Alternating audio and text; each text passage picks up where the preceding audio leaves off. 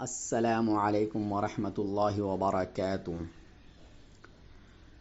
بہت سارے حضرات یہ سوال کرتے ہیں کہ مرد اپنی محرم عورت سے یا ایک عورت دوسری عورت سے مصافحہ کر سکتی ہے یا نہیں، یعنی عورتوں کا آپس میں مصافحہ کرنے کا کیا حکم ہے۔ تو اس سلسلے میں ایک حدیث ہے، اور یہ حدیث امام طبرانی نے روایت کیا ہے معجم اوسط میں۔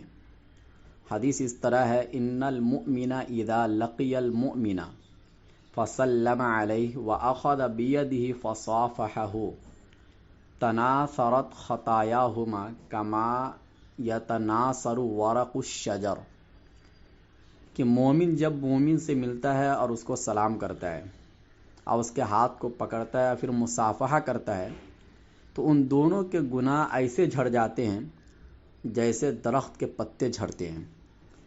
علامہ ہیثمی رحمۃ اللہ علیہ اس روایت کے بارے میں فرماتے ہیں کہ رواہ الطبرانی فی الاوسط، کہ اس کو امام طبرانی نے اوسط میں روایت کیا ہے۔ ویعقوب بن محمد بن الطحلا روا عنہ غیر واحد ولم یضعفہ احد، اور اس سے کئی لوگوں نے روایت کیا لیکن کسی نے اس راوی کو ضعیف قرار نہیں دیا۔ وبقیۃ رجالہ ثقات، اور اس کے بقیہ راوی ثقہ ہے۔ یا علامہ ہیثمی رحمۃ اللہ علیہ مجمع الزوائد جلد نمبر 8 اور صفحہ نمبر 36 پر فرماتے ہیں، یعنی ان کے نزدیک یہ روایت قابل استدلال ہے۔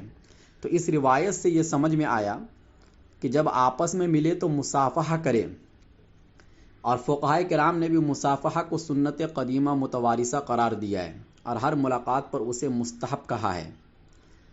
اور حدیث سے بھی مصافحہ کے وقت، حدیث میں بھی ملاقات کے وقت مصافحہ کرنے کا مستحب ہونا معلوم ہوتا ہے۔ لہذا مرد کے لیے اپنی محرم عورتوں سے مصافحہ کرنا جبکہ کسی فتنے کا خوف نہ ہو، اور عورت کا عورت سے مصافحہ کرنا بھی مستحب ہے۔ حدیث کے خطاب میں بالعموم مخاطب اول مرد ہوتے ہیں، لیکن اگر کوئی تخصیص کی وجہ نہ ہو تو اس خطاب میں مرد اور عورت دونوں شامل ہوتے ہیں۔ اور المؤمن والی جو حدیث ہے، اس میں کوئی تخصیص نہیں ہے کہ یہ مرد کے لیے یہ حکم ہے یا عورت کے لیے، لہٰذا اس کے عموم میں مرد اور عورت دونوں شامل ہے۔ پس مرد کا اپنی محرم عورت سے جبکہ فتنہ یا شہوت کا گمان نہ ہو مصافحہ کرنا مستحب ہوا۔ اور رسول اللہ صلی اللہ علیہ وسلم کا اپنی صاحبزادی حضرت فاطمہ رضی اللہ عنہا سے مصافحہ کرنا اور ان کی انگلی پکڑنا، اسے چومنا روایت میں وارد ہوا ہے۔ چنانچہ ابو داؤد شریف کی یہ حدیث ہے کہ حدیث میں یہ آتا ہے کہ راوی کہتے ہیں کہ میں نے طور طریق اور چال ڈھال میں فاطمہ رضی اللہ عنہا سے بڑھ کر رسول اللہ صلی اللہ علیہ وسلم کے مشابہ کسی کو نہیں دیکھا۔ وہ جب رسول اللہ صلی اللہ علیہ وسلم کے پاس آتی تو آپ کھڑے ہو کر ان کی طرف لپکتے اور ان کا ہاتھ پکڑ لیتے، ان کو بوسہ دیتے اور اپنے بیٹھنے کی جگہ پر بیٹھاتے، اور رسول اللہ صلی اللہ علیہ وسلم جب ان کے پاس تشریف لے جاتے تو وہ آپ کے پاس لپک کر پہنچتی، آپ کا ہاتھ تھام لیتی، آپ کو بوسہ دیتی اور اپنی جگہ پر بیٹھاتی۔ یہ حدیث ابو داؤد اور حدیث نمبر 5217 پر یہ حدیث موجود ہے۔ لہٰذا اس حدیث سے بھی پتہ چلا کہ اگر کسی فتنے کا اندیشہ نہ ہو تو دلائل کے عموم سے ملاقات کے وقت مصافحہ کے مستحب ہونے کا حکم مرد اور عورت دونوں کے لیے۔